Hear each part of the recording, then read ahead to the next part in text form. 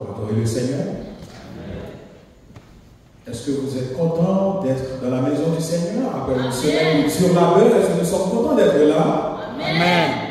C'est une bénédiction, frères et sœurs, d'être ici pour adorer le Seigneur. Frère Ronel vient de le mentionner, cette semaine, c'était très triste d'apprendre un jeune de 21 ans qui a retrouvé sa vie. Ça, c'est plus près de nous, mais plus loin de nous, c'est encore pire. C'est la guerre qui fait rage. C'est des hommes et des femmes qui tremblent et qui sombrent sur des balles et des bombes.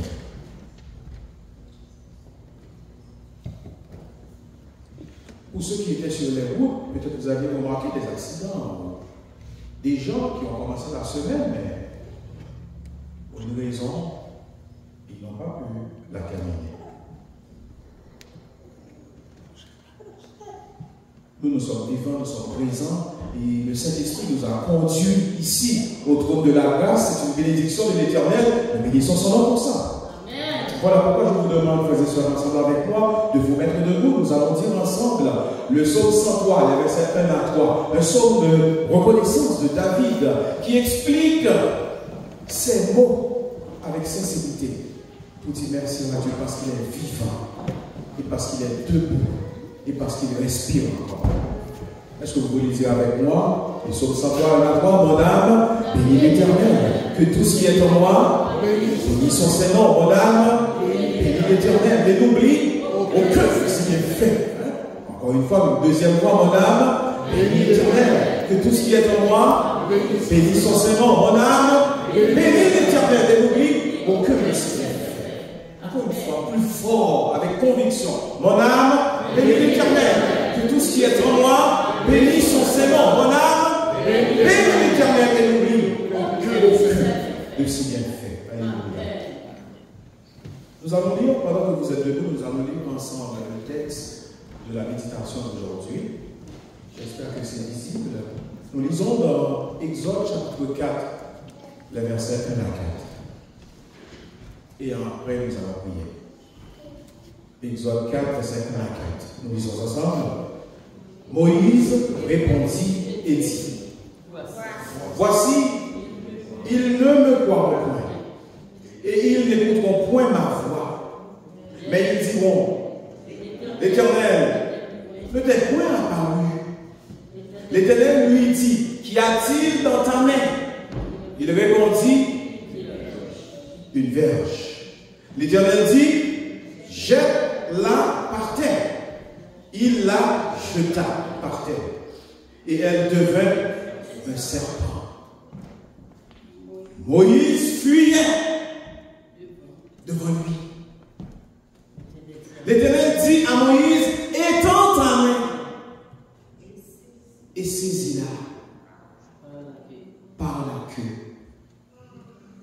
Il étendit la main et le saisit, et le serpent redevint une verge dans sa main. Prions l'Éternel. Notre Dieu, notre Père, nous te disons merci dans ton amour. Seigneur, tu nous gardes en vie. Il y a une raison particulière pour laquelle tu nous gardes en vie. Nous avions entendu des gens avec un arrêt cardiaque qui ne sont plus, d'autres qui sont accidentés, d'autres qui sont hospitalisés, d'autres aussi qui connaissent une stade quelconque dans le cancer. Certains qui comptent les heures pour rester en vie. D'autres personnes qui pouvaient donner des millions. Malheureusement, ils vont devoir passer de la vie à trépas. Non, tu nous gardes en vie. C'est une bénédiction de ta part. Il y a une raison pour laquelle nous sommes en vie. Voilà pourquoi, Seigneur, nous te demandons pardon pour nos péchés. Assistez-nous. Et que tu nous accompagnes, Seigneur. Parle-nous en cet instant même. Que nos âmes soient bénies. que nous soyons transformés et que nous soyons sauvés pour les temps et l'éternité au nom de Jésus qui vit et règne au siècle des siècles. Amen. Passons-nous.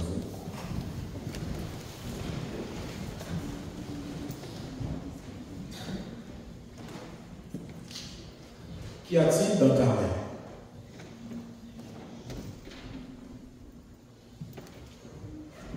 Parmi les plus grandes opérations que les humains ont menées sur la planète, l'opération Neptune en 2011 a causé beaucoup de suspense dans le monde. Cette opération visait, et vous le savez tous qui ont la conscience ou qui étaient informés, cette opération visait à capturer Ben Laden.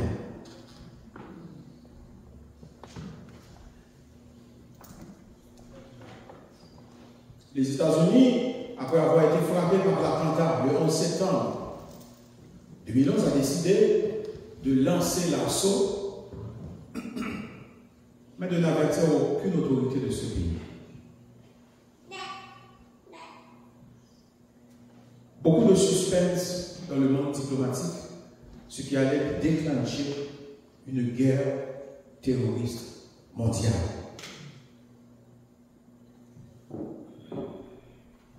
Barack Obama, qui présidait la salle d'observation et de décision à l'époque, avait du mal à prendre la dernière décision de dire oui, exécuter. Et il est rapporté que les assistants du cabinet présidentiel qui étaient là tremblaient parce qu'ils partaient d'une piste qui pouvait être effacée à n'importe quel moment. Et vous savez comment l'histoire s'est passée. Ça a semé de doute, de deuil. Beaucoup de personnes ont perdu la vie.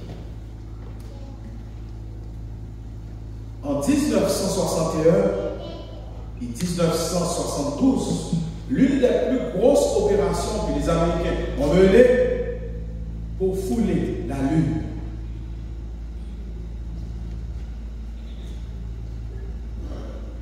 Les gens, à l'époque, pensaient que ce n'était pas possible.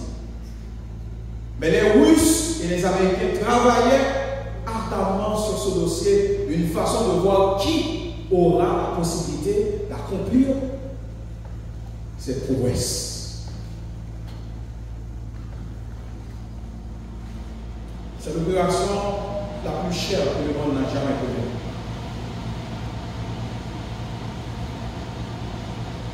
Aujourd'hui, certaines théories disent peut-être c'était vrai, peut-être ce n'était pas vrai. Il y a des doutes. Mais ce qui est certain, c'est qu'ils ont rappelé des échantillons. Et avec l'exploration de la planète rouge aujourd'hui, ils pensent effectivement les hommes à la capacité de laisser la Terre pour aller dans d'autres sphères pour faire des expériences. Plus près de nous, que vous le savez très très bien, c'est cette opération montée sous forme de cinéma ou de film. Mission impossible. Une mission sensible. Une mission plus tard à la fin des épisodes qui va devenir possible. Un acteur de taille qui doit par n'importe quel moyen réussir dans sa démarche au péril de sa vie. Dans les box-office, c'est l'un des movies qui a rapporté beaucoup de milliards jusqu'à aujourd'hui. Et beaucoup de chercheurs réfléchissent, qu'est-ce qui fait qu'une mission va réussir et une autre va échouer? Qu'est-ce qui fait qu'une opération va réussir ou d'autres vont passer à côté du but?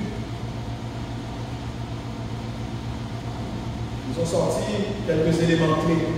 Il faut que l'objectif soit clair. Il faut que la planification stratégique soit au rendez-vous. Il faut que les leaders soient des leaders avisés. Il faut qu'il y ait une collaboration, il faut qu'il y ait une technologie de taille. Bref, il faut que les opérateurs, les décideurs soient des gens de Saint-Esprit et qui ont la capacité d'exécuter sans faille le plan en question. Donc, à n'importe quel moment de la durée, il va y avoir une mission pour un humain, pour un être vivant. À n'importe quel moment de la durée dans votre vie, vous allez traverser une étape où vous allez devoir prendre une décision. Les managers disent qu'il n'y a pas de mauvaise décision, que ceux qui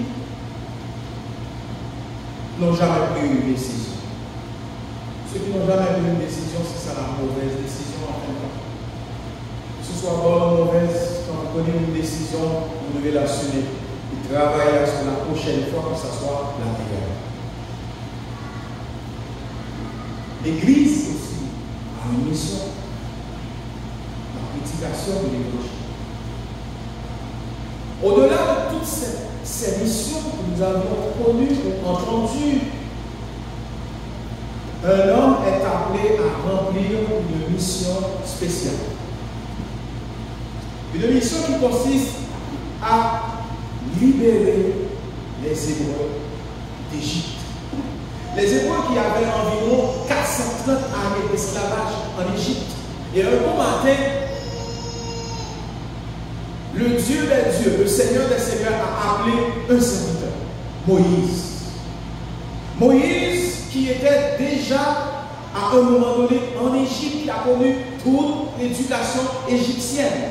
Moïse qui a vécu avec les Égyptiens. Moïse qui a connu aussi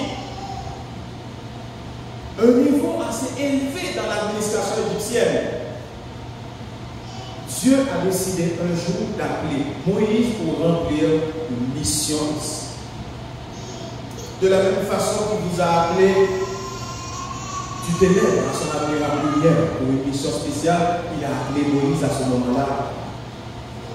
Et mesdames, messieurs, frères et sœurs, Moïse, qui a entendu la voix de Dieu, est arrivé à un moment indécis. Dieu a appelé Moïse pour une opération spéciale, une opération de délivrance, une opération de libération.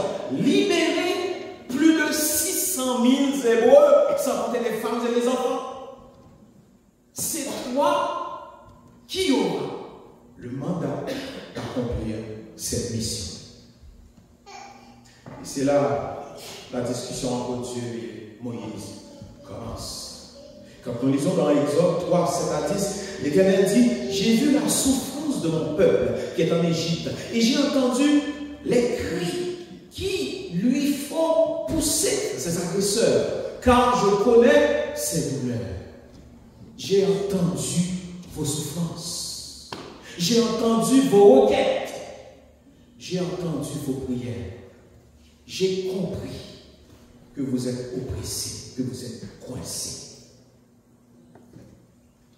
Je suis descendu pour le délivrer de la main des Égyptiens et pour le faire monter de ce pays dans un bon et vaste pays. Dans un pays où coule le lait et le miel, dans les lieux qui habitent les Cananéens, les Héthiens, les Amoréens, les Phéniciens, les Héviens et les Jébusiens. Voici les cris d'Israël sont venus jusque à moi. Quand le malheureux crie, l'Éternel entend. Vos cris ne sont pas restés seulement sur la terre quand vous criez à l'Éternel. Vos supplications, l'Éternel les entend. Et il va prendre une décision. Jusque vers moi. Et j'ai vu l'oppression que leur font souffrir les Égyptiens. Maintenant, Dieu parle à Moïse: va, je t'enverrai auprès de Pharaon et tu feras sortir de l'Égypte mon peuple, les enfants d'Israël. Face à ce mandat, Moïse dit non, je ne peux pas.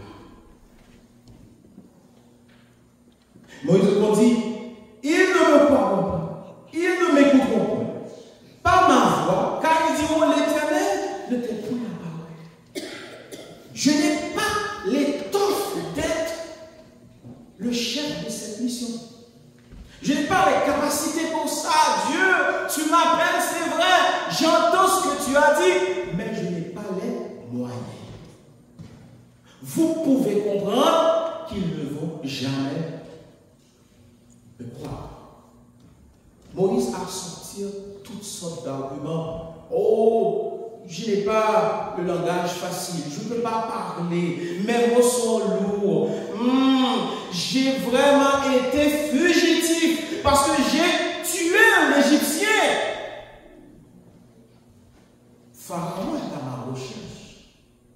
Comment est-ce qu'un fugitif va retourner sur ses pas?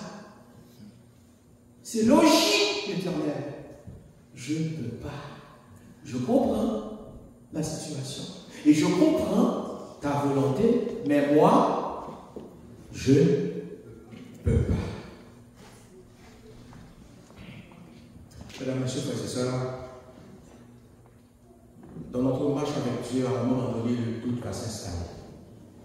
Dans notre cheminement avec Dieu, par rapport aux défis et les difficultés que nous allons confronter sur notre chemin, le doute va prendre la place. Mais ce qui va faire la différence, c'est l'amour de Dieu. Ce qui va faire la différence, c'est l'intervention de Dieu. Ce qui va changer la donne, c'est Dieu, en fin de compte, qui va accomplir sa propre mission dans notre vie.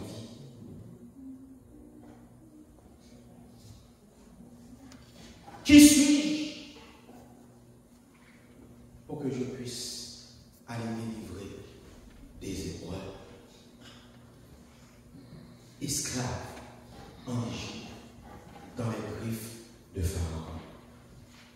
En tant que fugitif, je ne peux pas. Mesdames, Messieurs, frères et sœurs, dans notre cheminement à Dieu, souvent nous allons arriver à un moment donné où nous allons poser des questions. Il y a des gens qui n'acceptent pas que les questions soient posées. Dieu est ouvert à vos soucis ou vos questionnements. Dieu est ouvert à entendre. Il a dit à Thomas, Thomas, Jésus a dit Thomas. Parce que Thomas n'a pas cru. Viens, mets ta main ici, Thomas. Tu verras que c'est moi.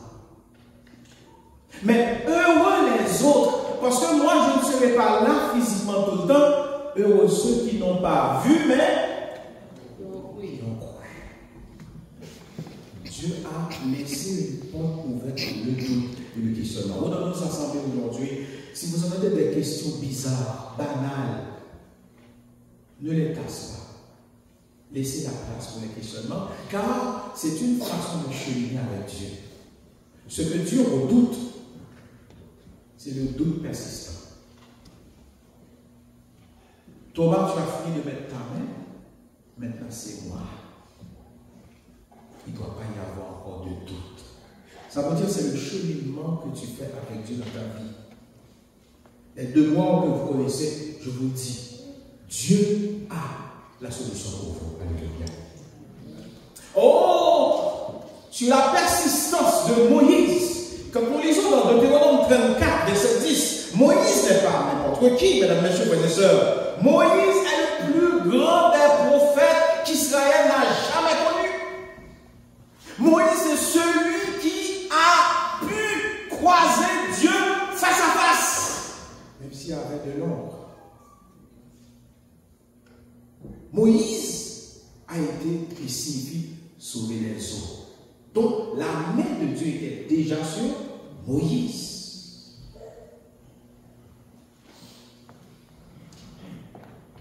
Mais Moïse est sombré par le doute. Oh, quand nous doutons, quand le doute arrive, voici ce que Dieu dit. Inquiétez-vous pas, car je serai avec toi. Alléluia. Dans la situation où tu te trouves maintenant, tu n'es pas seul. Car Dieu répète encore, je serai avec toi. Vous devez ramasser votre courage pour avancer par la foi, car je serai avec toi. Les gens vont voir, c'est Moïse, mais en fin de compte, c'est l'Éternel des armées qui va agir. Oh, c'est la même façon que David l'avait expérimenté face à Goliath. Je serai avec toi. Malgré les vicissitudes de la vie, je serai avec toi. C'est un appel puissant que Dieu lance aujourd'hui à vous et moi. Il a dit Moïse, ne vous inquiétez pas. Je serai avec toi.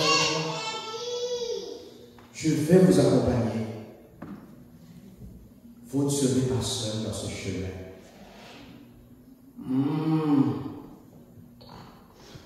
Dans Exode 43, verset 2, il est dit, si tu traverses les eaux, disons ensemble, si tu traverses les eaux, je serai avec toi. Et les fleuves, ils ne te submergeront point. Si tu marches dans le feu, tu ne te brûleras pas. Et la flamme ne t'embrasera pas.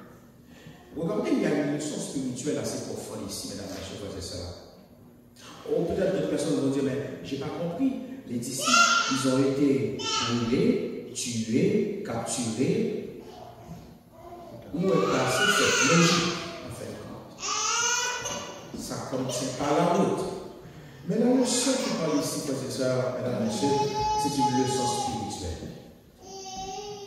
Parce que l'âme qui est cachée entre les mains de Dieu est cachée pour l'éternité et l'éternité.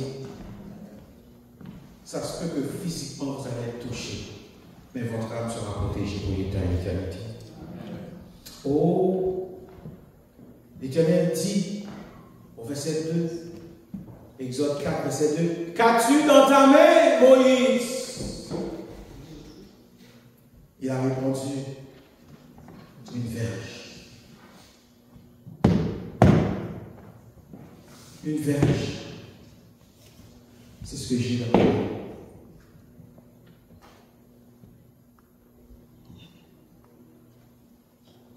Une verge, c'est tout ce que j'ai dans ma main, Seigneur. Regardez, le bâton, c'est le symbole de l'autorité. Le bâton,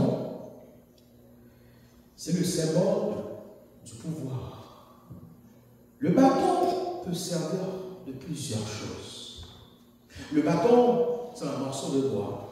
Comme c'est dans ma main présentement, que quelqu'un peut tenir avec la main gauche ou la main droite. Le bâton peut servir comme guide pour le berger. Le bâton, c'est un moyen pour les non-voyants pour avancer. Le bâton peut être aussi un objet de combat. Le bâton peut être un point d'appui. Le bâton peut faire la méchanceté, ça peut faire du bien aussi. Il y a plusieurs expressions qui expliquent pour le bâton. Comme un bâton rompu, c'est une personne qui change souvent d'idée. Avoir tenu le gros du bâton, c'est une expression qui veut dire vous avez un avantage dans une situation. Bâton de vieillesse. Bâton des derniers jours, c'est quelqu'un qui apporte un accompagnement aux personnes âgées. Prendre son bâton de pèlerin, c'est poursuivre un objectif et avancer aussi dans une ligne. Moïse avait un bâton dans ses mains au moment où Dieu lui a posé la question. Mais à votre avis, frères et sœurs, mesdames et messieurs, est-ce que Dieu n'avait pas vu qu'est-ce qui était dans la main de Moïse? Est-ce que Dieu n'avait pas compris que Moïse avait un bâton dans ses mains? Est-ce que Dieu n'avait pas vu l'importance de ce bâton pour Moïse? La chose qui vous accompagne, elle est importante pour vous. Vous avez les deux yeux, vous n'avez pas besoin d'un bâton pour marcher. C'est correct. Mais pour le non-voyant, ce qu'on appelle vulgairement l'aveugle, il a besoin d'un bâton. Donc le bâton est nécessaire pour lui. Pour vous, c'est du n'importe quoi. Mais pour le berger, et comme David a dit au psaume 23,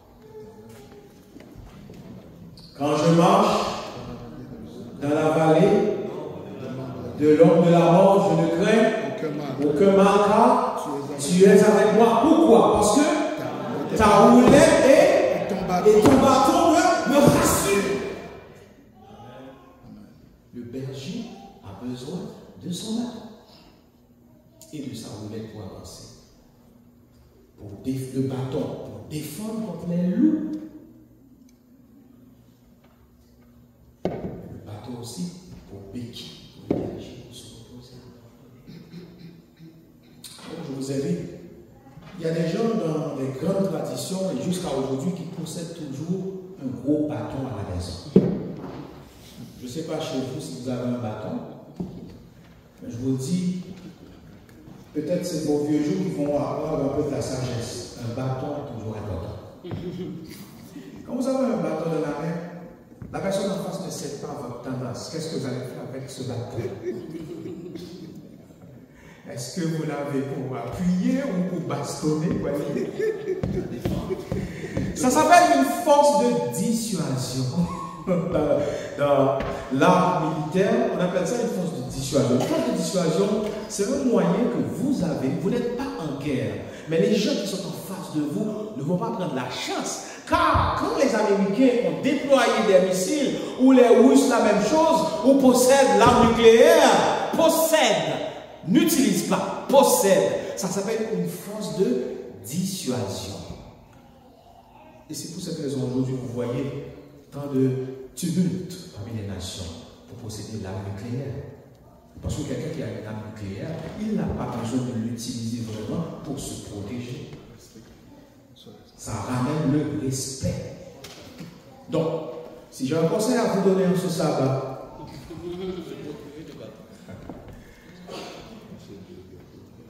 si j'ai un conseil à vous donner à chacun d'entre vous en ce sabbat du 12 octobre 2024, si vous êtes le père de la famille,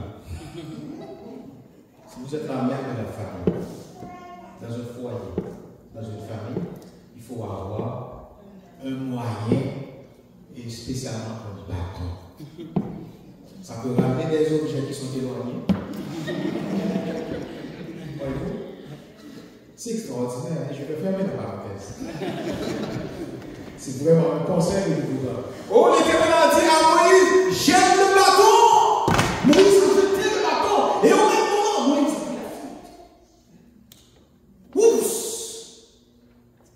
Le bâton est devenu un serpent.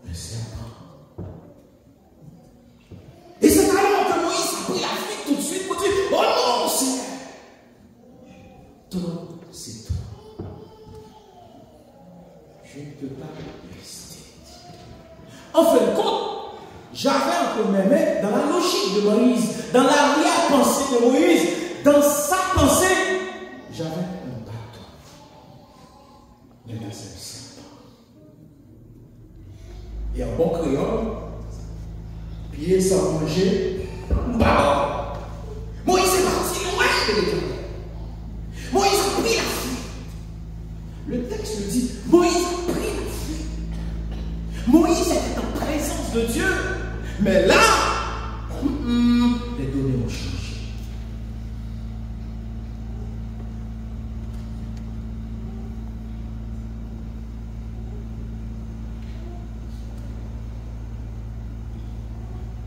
Qui avait dit à Moïse de jeter le bâton?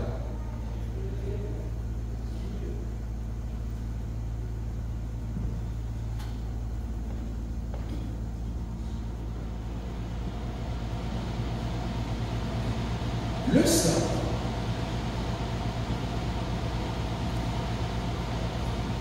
Je n'ai pas ramené l'image ici parce que probablement il y a des gens qui sont un peu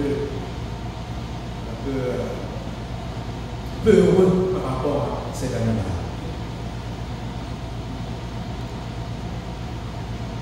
Dieu avait une leçon spéciale à donner et à apprendre à Moïse dans son testament. Le serpent est un animal mythique. Prophétique. Les Égyptiens ont une appréciation profonde pour cet animal, le serpent. Pourquoi? Parce qu'il est vigilant. Parce qu'il est visible. Il connaissait très bien les Égyptiens connaissaient très bien cet animal. Mais en fait, le serpent aussi a une sorte de dualité. commencement.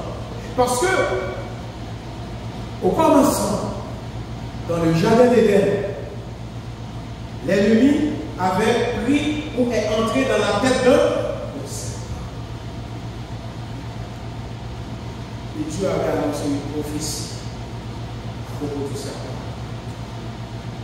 Je ne l'avais pas à la tête. À Ézéchiel. Quand Dieu ramène cette démonstration à Moïse, il veut rappeler à Moïse que je suis le commencement et la fin de toutes choses. L'animal qui nous a trahis, qui vous a trahi au départ, je le contrôle. C'est une prophétie qui est en train de s'accomplir avec Moïse. Comment? Tu vas avoir la domination sur une chose. Tu dois l'avoir. Tu ne dois pas prendre la fuite, car je t'ai créé comme un être fort, peu inférieur à moi. Donc tu dois dominer. Première leçon. Deuxième leçon, c'est que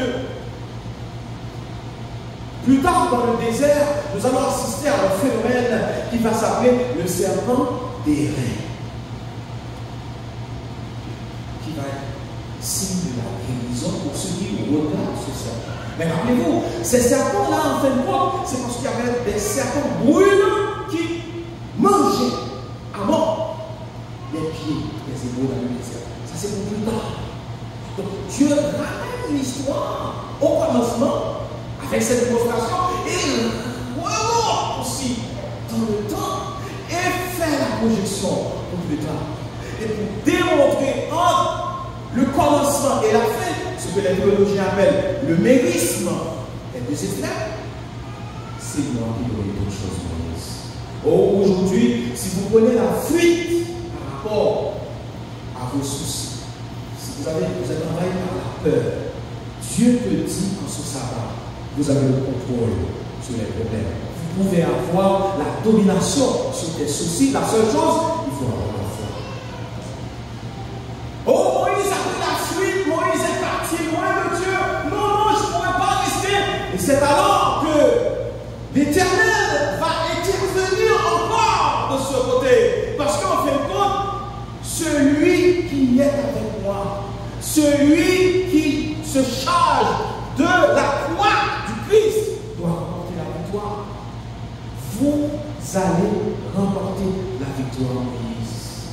Je suis en train de te démontrer que c'est le grand je suis qui te parle présentement. Et c'est alors Moïse a pris la fuite à toute allure, est parti loin de Dieu, parce que définitivement, je ne peux pas rester devant cette situation. Oh, combien de fois vous avez le goût de lâcher l'église, de laisser la famille? Combien de fois, vous connaissez la situation, vous voulez vivre. Vous voulez partir loin de la famille, loin des amis, parce que vous êtes tourmenté, vous êtes bouleversé. Aujourd'hui, Dieu te rappelle, vous êtes capable, parce que tu es un enfant, de dominer le problème que tu traverses. Le défi qui est devant toi, c'est possible de l'affronter avec Dieu. Le serpent qui te fait fuir dans la vie, les vicissitudes de ta vie, les difficultés, qui ne te donnent pas l'énergie nécessaire pour venir adorer le Seigneur, Dieu veut que tu le contrôles. Si vous prenez la fuite pour aller loin de l'assemblée, loin de la face de Dieu, loin du trône de la grâce, le Saint-Esprit est capable de vous ramener au bercail, frères et sœurs. Aussi, des fois, quand vous voulez venir à l'église, vous êtes découragé, démotivé. C'est le serpent de la vie qui t'attaque pour te faire éloigner de Dieu. Mais ce que Dieu veut, c'est que tu sois rapproché de lui et qu'on vienne avec toi. Oh, c'est pour ça qu'il a dit, hey, Moïse,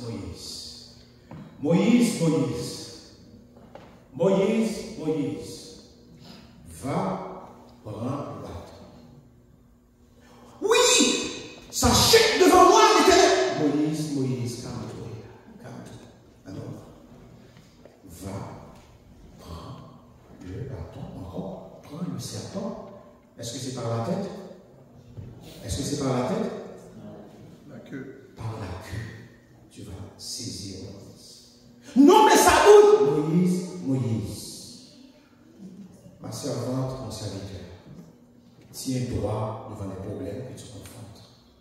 Baisse pas les bras. Baisse pas la tête. C'est encore possible. Tu es capable. Oui, mais ça fait longtemps qu'ils m'ont donné ce diagnostic. Mon serviteur et ma servante, avancez par la foi. Vous savez, la foi vient de Dieu parle. Moïse, Moïse. La foi vient de ce qu'on entend. Et ce qu'on entend va venir de la parole de Dieu. Avancer et saisir le pas, la queue. Moïse a saisi le bâton et au même moment, le serpent ça redevient un bâton dans les mains de Moïse. Et Moïse a la victoire sur le serpent. Alléluia. Oh, souvent, qu'est-ce qui arrive? C'est la peur qui nous fait graisser des dents. Nous ne voulons pas affronter les problèmes de la vie sous prétexte que c'est plus fort que nous. Mais vous savez, si vous croyez fermement en Dieu, vous allez voir la manifestation de la gloire de Dieu dans votre vie. La peur nous ronge. Nous pouvons être paralysés par la peur de l'inconnu. Nous sommes rentrés dans une sorte de dynamique où nous passons plus de temps à chercher à déchiffrer l'inconnu au lieu d'apprécier ce que nous avons fait. Qu'y a-t-il dans ta main? Nous recherchons à déchiffrer, nous perdons le temps à déchiffrer l'inconnu, alors que ce qui est dans notre main, nous n'apprécions pas assez. Dans Philippiens 4, 6, 7, il est dit, ne vous inquiétez de rien, mais en toute chose, faites connaître vos besoins à Dieu par des prières et des supplications. Ne vous inquiétez pas, ça viendra. La seule chose, par la foi, il faut rester debout pour l'Éternel. Oh, ce Dieu peut changer vers l'été. Ce Dieu qui peut changer et amener la guérison. C'est le Dieu qui peut prendre tes échecs et les changer en succès pour sa gloire. Alléluia. C'est le Dieu qui t'a pris dans ton point de départ. Mais tu ne vois pas dans quel chemin Dieu va passer. En fin de compte, ce que nous cherchons dans notre vie et dans notre pauvre humanité, c'est que nous voulons voir dans quelle route que Dieu va passer. Dieu ne fonctionne pas comme ça. C'est au fur et à mesure que vous avancez que le chemin est en train d'être créé par la foi. Oh, Moïse devrait être qualifié pour accomplir la mission. Mais c'est le contraire qui est vrai, mesdames et frères et sœurs. Dieu qualifie les gens qui l'appellent. Ce ne sont pas les gens qui sont qualifiés qui viennent à Dieu. La transformation, ça se passera au pied de la croix. L'être qui est angoissé, méprisé, radié, tassé, bloqué, c'est au pied de la croix la transformation se fera.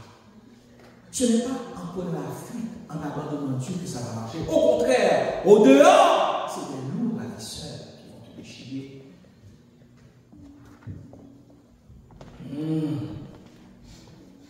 La situation que vous connaissez, ça ramène à une question: qu'y a-t-il dans ta main?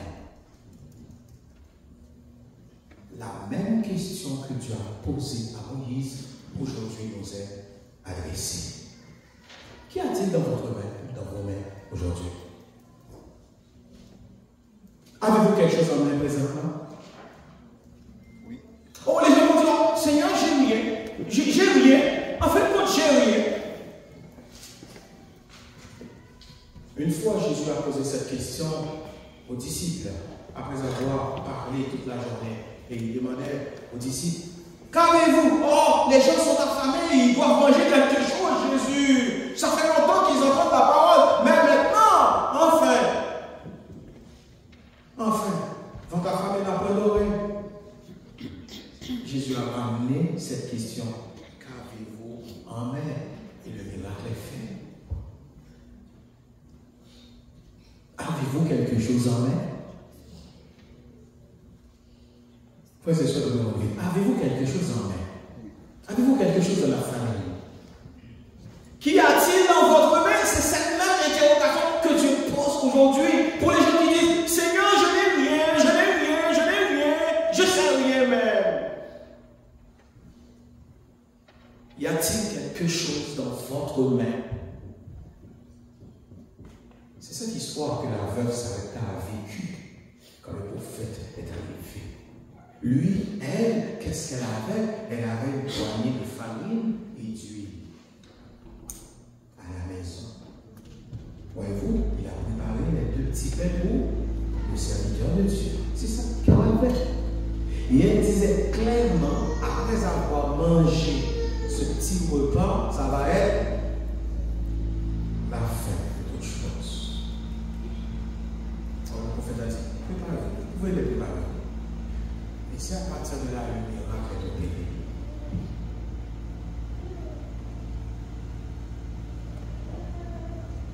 Avez-vous quelque chose en main?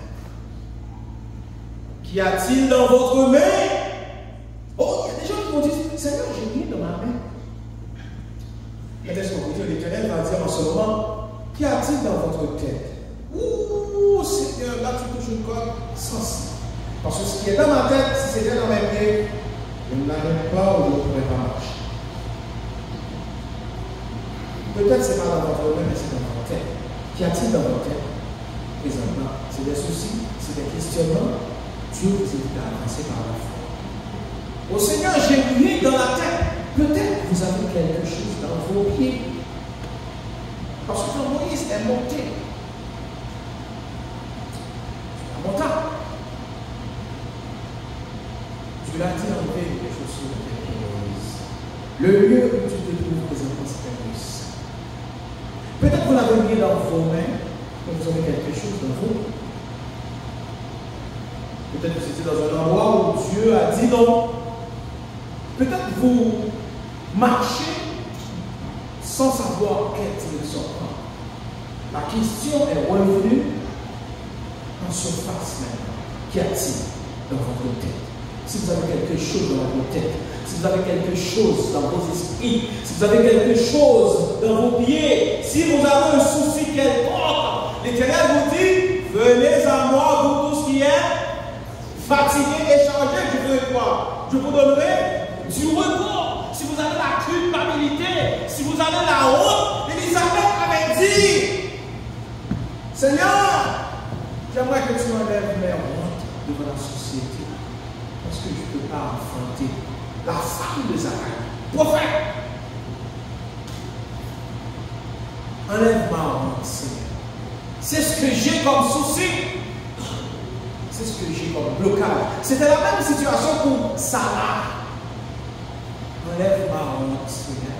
Oh, si vous êtes des gens qui traversent des moments difficiles, je vous invite à comprendre cette interrogation que Dieu avait faite à Moïse. Parce que Dieu veut cheminer avec moi.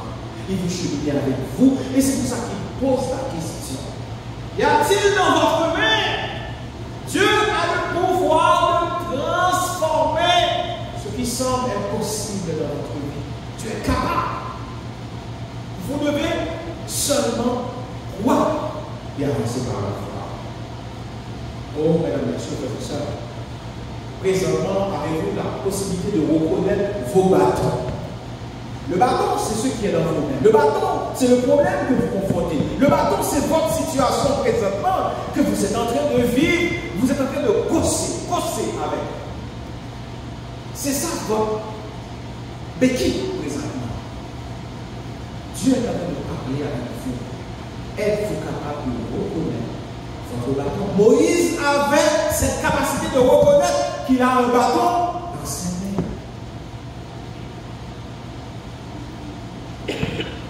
Dans notre famille, peut-être que mon bâton c'est ma femme parce qu'elle est malade.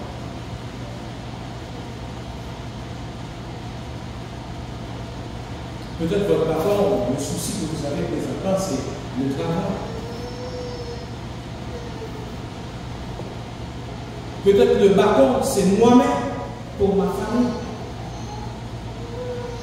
La première étape, c'est de reconnaître que vous avez quelque chose en main.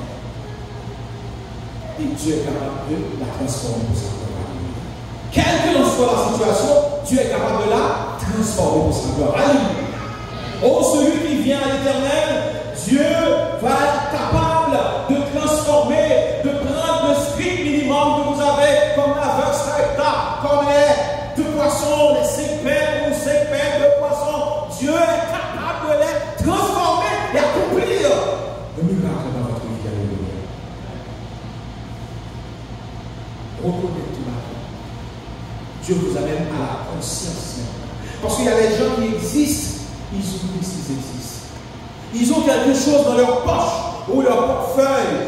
Ils oublient tout ça. Ils oublient s'ils ont une famille. Ils oublient s'ils ont des parents. Ils oublient s'ils ont des amis. Dieu vous demande maintenant de faire ce qu'on appelle un examen de conscience. Que vous soyez conscient que vous existez, que vous vivez, que vous respirez, que vous bougez. C'est une bénédiction de la part de Dieu. Que son nom soit béni. Et à partir de là, avancez par la foi, vous verrez la gloire de Dieu. Qu'y a-t-il dans votre main? Qu'avez-vous en main?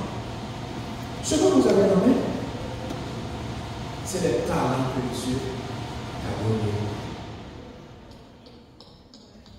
Les talents que Dieu t'a donnés, c'est ça que tu as en main.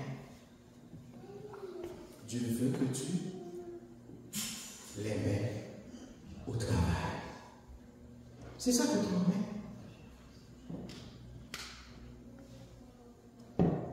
Tu as le don de la prière, le ministère de la prière, c'est ça que tu as en main. Mets ce ministère au profit de l'Église. Il y a des gens qui ont le don de charité. Il y a des gens qui ont le don de miséricorde. C'est des gens qui ont le cœur mou. Quand ils voient les gens, ils sont déjà ouverts pour servir. C'est ça que tu as en main. Ce que tu as en main, c'est une malade. C'est ça que tu as en main. Une malade. Mais Dieu n'a pas de problème avec ça. Ramasse ton courage. Présente-toi devant l'Éternel. C'est l'Éternel. C'est le malade que j'ai. Et tu verras comment il va transformer les choses. Ce que tu as donné, c'est ton courage. Il y a des gens qui sont très courageux. Mais c'est Dieu qui a donné ce courage à cette personne. C'est ça que tu as en main. Mais ce que tu as en main, c'est avec ça que Dieu va agir pour toi. Alors, il y a des gens qui ne seront pas frappés par des crimes. C'est parce qu'ils ont un niveau de miséricorde assez élevé. Car la miséricorde élevée nous dit Jacques couvre une multitude de péchés. Tu as beaucoup de choses en main dans ta tête. Ce que Dieu veut présentement, c'est regarder tes limites, regarder ce qui te bloque, regarder tes obstacles et dire Seigneur, tu peux prendre ce que j'ai en main, et tu vas le transformer et je deviendrai un joyau dans ton royaume. Ce que Dieu veut présentement, ce n'est pas de jeter loin de toi et jamais tenir compte de ce que vous avez en main. C'est d'être conscient que vous avez quelque chose en main. Vous êtes enfant de Dieu, vous avez la vie, vous êtes dans une famille, vous êtes accueillis, on vous fait du bien. Il faut être conscient que vous avez ces choses. C'est des opportunités que Dieu te donne. Et c'est avec ces choses-là que Dieu va te transformer. Oh Seigneur, je n'ai pas beaucoup de diplômes. Mais vous pouvez écrire votre nom. C'est ça que tu as en main. C'est correct. Dieu est capable d'accomplir des choses merveilleuses avec ce strict minimum que vous avez. Chaque être vivant, chaque chrétien reçoit une portion des bontés de l'Éternel. Et c'est cette portion-là qu'il faut mettre au service de Dieu. Et aussi, qui va t'aider aussi à avancer dans la vie. Il y a des gens qui ont le don de la parole. Moïse n'avait pas le don de la parole. Dieu a avancé avec lui pareil. Il y a des gens qui ont le don d'une réflexion profonde qui peut aller très très loin. Dieu est capable de multiplier. Il y a des gens qui sont très intelligents, qui ont une sorte de conscience intellectuelle élevée. Il y en a d'autres qui sont très manuels. Vous avez beaucoup de choses. Amen. Dieu va les utiliser pour sa gloire. Alléluia. Le message d'aujourd'hui, c'est de me rappeler ce que je peux considérer comme faible, comme un bâton. Nul pour certaines personnes peut être une arme destructive pour d'autres qui vous gardent. Le bâton. Pour vous, c'est rien. Mais pour l'ennemi, c'est beaucoup de choses. Pour vous, ce n'est pas beaucoup de choses. Ça n'a pas de valeur. Mais pour ceux qui puissent reconnaître la valeur, ils vont dire oui. Il y a une arme destruction massive entre ses mains. Parce qu'ils ne connaissent pas votre intention avec ce bâton. Aujourd'hui, Dieu veut me dire, encore une fois, on se dit, j'ai quelque chose en main qui est précieuse, que je peux mettre à son service. Parce que Dieu va me qualifier par rapport à ce que j'ai en main. Il veut que je sois conscient que j'ai quelque chose en main. Et il veut que cette chose que j'ai, je ne vais pas m'appuyer sur cette chose pour toujours. Car c'est l'Éternel qui fortifie. Si ça devient trop important, Dieu va te dire de le jeter plus loin. Mais si c'est nécessaire, Dieu va te demander de le ramener avec toi. De la même façon qu'il avait fait pour David avec Festival, de la même façon qu'il avait fait aussi pour Moïse avec un bâton, il fera aussi avec le minimum qui est dans ta vie. Dieu est là, il est vivant. Et de la même façon qu'il a entendu le cri des Hébreux, il a monté une opération. Et le chef de l'opération, le chef de la mission, c'est Moïse. Moïse est arrivé chez Pharaon comme fugitif. Ils n'ont pas pu le retenir. Le peuple est parti, 600 000, sans compter les hommes, sans compter les femmes et les enfants. 600 000 environ, 600 000. Ils sont partis, le bâton en main. Et ce bâton va faire des miracles, avec le pouvoir, avec les bras forts de l'Éternel, des miracles sur tout le passage. Parce que c'est ça que tu as en main. Parce que tu crois en moi. Parce que tu avances par la foi, je ferai du chemin pour toi. Et ensemble, vous allez cheminer avec moi. Oh, en ce midi, je ne sais pas qu'est-ce que vous êtes en train de vivre. Mais je vous invite à revenir à Dieu avec ce que vous avez comme défi. Le mari que vous avez, la femme que vous avez, les enfants que vous possédez, la famille que vous possédez, les situations que vous êtes en train de venir avec tout auprès de Dieu. C'est ce que vous avez comme souci. Et vous verrez comment Dieu va les transformer, va les changer, va les réviser, corriger, augmenter et te donnera la victoire pour les temps et l'éternité. Que Dieu vous garde et vous bénisse. Amen.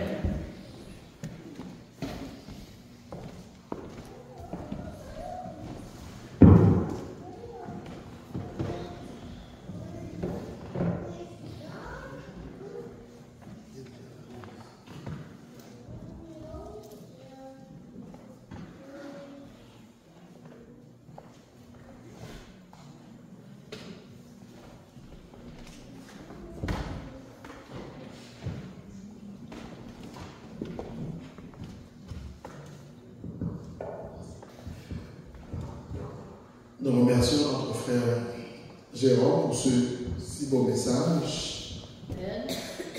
Ce message qui nous a fait réfléchir, penser aussi, identifier, qu'avez-vous en mer?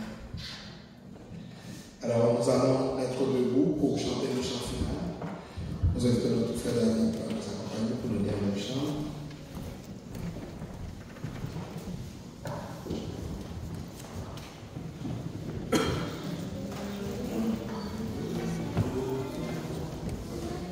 Père,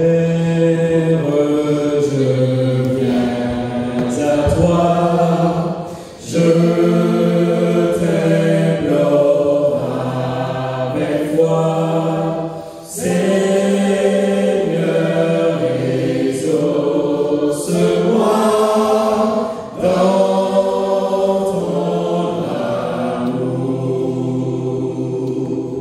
qui est triste, mon sort, sans ton aide, Dieu fort, sois mon seul confort, jour après jour. Père, à toi j'ai recours dès le matin, dans le ciel toujours, garde ma main, soulage tous mes maux, allège les fardeaux, et sois mon seul repos dans le malheur. Mon Père chancelant, que ton bras tout-puissant donne à ton faible enfant force et vigueur. Père, à toi j'ai recours dès le matin, dans le ciel toujours, garde ma main. De ton saut que moi, à ta grâce, ô mon roi, que je marche avec toi jusqu'à la mort. Conduis-moi par la main tout au long du chemin, et que j'arrive enfin au divin port. Père, à toi j'ai recours dès le matin, dans le ciel toujours, garde ma main. Notre frère Jérôme, de la prière finale. Prions ensemble, Seigneur. Entre Dieu notre Père. Parce que nous disons que nous avons parlé, Seigneur. Nous savons que rien n'est impossible à toi. Seigneur, tu es bon, tu es bon, tu es merveilleux, tu es miséricordieux. le néant, l'impossible, ce qui est rejeté par la société, la pierre, ce qui bâtissait, ont rejeté, est devenu la principale de l'ange. C'est de toi que ça vient, Seigneur, que ton nom soit béni d'éternité en éternité. En cet instant, Seigneur, de la même façon que Moïse a eu des doutes, nous avons des doutes, Seigneur. Nous te demandons de blâmer nos sens. De la même façon, Seigneur, Moïse avait un bâton entre ses mains. Nous avons beaucoup de choses qui nous empêchent à cheminer avec toi, avec conviction. Voilà pourquoi en cet instant, nous te demandons, Seigneur, de prendre. Parce que tu vois, parce que tu entends nos cris, parce que tu comprends. Nous te demandons de prendre ce qui est dans nos mains, dans nos têtes, dans nos pieds, nos soucis, nos déboires. Et fais en sorte que, Seigneur, comme tu l'avais transformé en la main de Moïse, et comme aussi tu avais fait des miracles, que ce soit pour la veuve Sarepta, Jésus a multiplié des pains, des poissons pour tout le monde. Fais en sorte que le minimum que nous avions en main, nous pouvons l'apprécier car c'est une grâce de ta part. Et ensuite, que nous pouvons avancer avec toi. Encore une fois, Seigneur, nous te demandons de poser ta main sur cette assemblée, sur chaque enfant, chaque famille, chaque parent, les gens qui sont entrés en âge. Tu as toujours une pensée spéciale pour ces personnes, comme tu l'avais pour Siméon. Nous te demandons, Seigneur, de nous couvrir, de nous protéger. Et malgré les déboires, malgré les vicissitudes de la vie, malgré les interrogations, aide-nous à avancer par la foi, à voir la manifestation de ta puissance dans notre vie et que nous soyons sauvés pour l'éternité. Nous nous enchaînons avec toi, malgré tout, que nous puissions rester attachés à toi, afin que quand tu reviendras dans ta gloire, que tout soit transformé, changé, et que nous soyons sauvés pour les temps de l'éternité. Au nom de Jésus, t'en prie, Amen. Que l'amour de Dieu reste dans vos cœurs. Que l'amour de Dieu reste dans vos cœurs. Que sa force nous anime dans la joie ou dans les pleurs. Que l'amour de Dieu reste dans vos cœurs. Que la paix de Dieu reste dans vos cœurs. Que la paix de Dieu reste dans vos cœurs. Que sa force nous anime dans la joie ou dans les pleurs. Que la paix de Dieu reste dans vos cœurs. Que le Saint-Esprit Que le Saint-Esprit reste dans vos cœurs. Que le Saint-Esprit reste dans vos cœurs. Que sa force nous anime dans la joie ou dans les pleurs. Que le Saint-Esprit reste dans vos cœurs. Que le Saint-Esprit reste avec vous. Bon sabbat et bon retour à la maison. Et n'oubliez pas les parents qui ont reçu les formulaires pour s'inscrire leurs enfants dans les clubs d'aventuriers, de retourner les formulaires s'il vous plaît. Puis, tous les enfants aussi, tous les enfants, filles ou garçons aussi, qui ont 15 ou 16 ans, entre 15, 16 et 17 ans, seront aussi bienvenus aussi. Ils sont encore compléter leur cahier et compléter ces classes. Dans le futur, s'ils veulent devenir des chefs guides, ils seront aussi des bienvenus.